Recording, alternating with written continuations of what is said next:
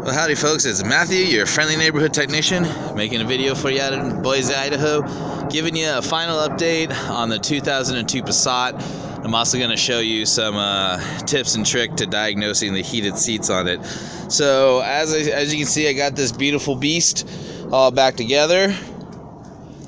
This is the 1.8 liter turbo. Replaced the timing belt, went ahead and serviced the timing belt, water pump, all the timing components, and the valve cover gasket, new spark plugs, a little bit of new rubber. And unfortunately, right as I finished the job, I was putting the valve cover back together and I accidentally broke the what's known as a crankcase ventilation valve, aka turbocharger boost valve. It's a little plastic component and I accidentally broke it, so I'm going to show that to you real quick. So here it is, the bane of my existence, and as you can see, it perfectly broke off. Okay, all this goes together, and it perfectly, I mean, it just broke right off right there. All right, cheap plastic piece, broke right off. The thing is I don't even want to attempt to start it with this thing not on there and not working correctly. Why?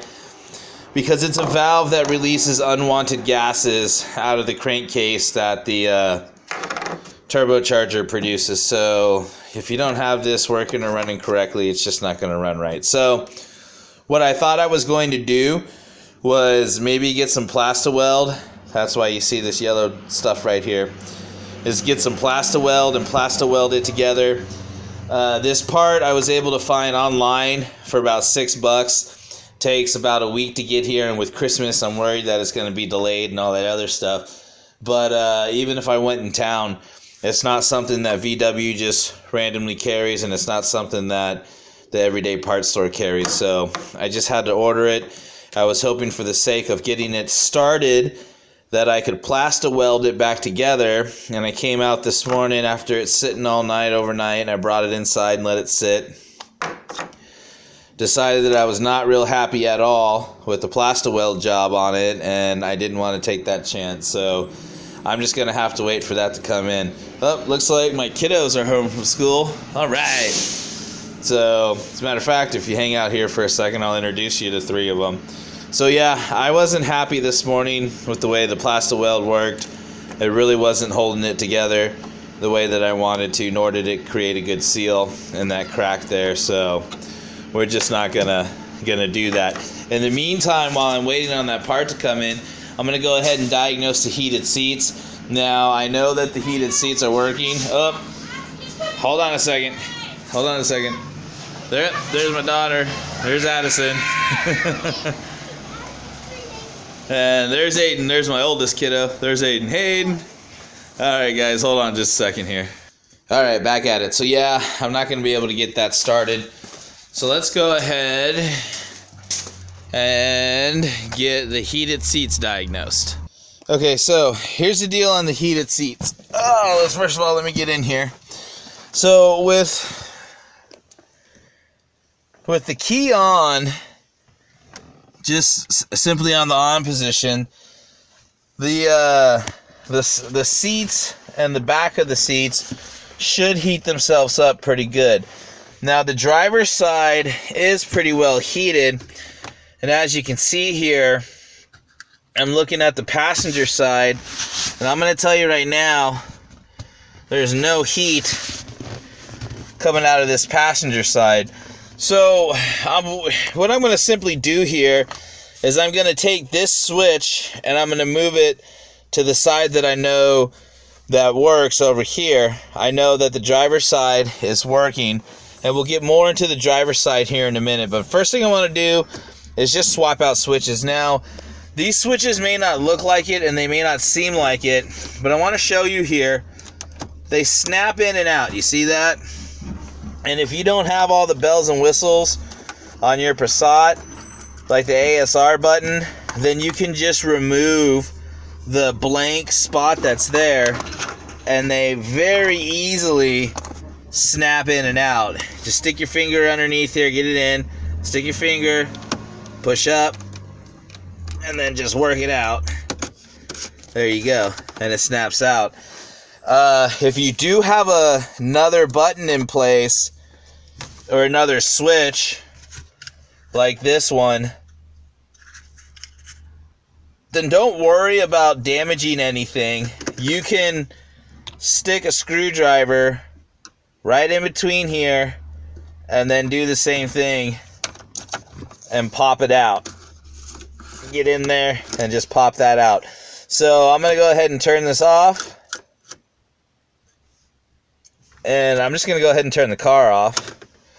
Since, again, I know that the driver's side heated seat is working. Now, something I want to note on the driver's side, I can feel the heat here and here, but I really can't feel it here. It doesn't feel as strong. I don't know.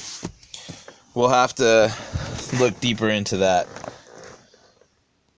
Alright, so I've now swapped out my heated seat switches.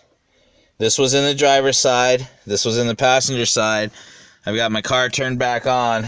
And now I want to see if my passenger side seat gets any hotter or gets warm. Because it definitely wasn't getting warm before. And I want to see, and you know what, I'm telling you right now, as I sit here, I can already feel the driver's side cooling off and not getting warm. So I'm going to pause it and I'll come back and let you know what my results are. Alright, so here we are, folks. We're sitting on the passenger side, and we took the driver's side switch because we could feel the driver's side seat getting nice and warm, and stuck it in here, turned it on. We've got the driver's side turned on with the passenger side switch. No joy there, but sitting in this passenger side, it sure is nice and toasty. So there you go. Let's go ahead and go back over to the driver's side real quick. We obviously need a switch.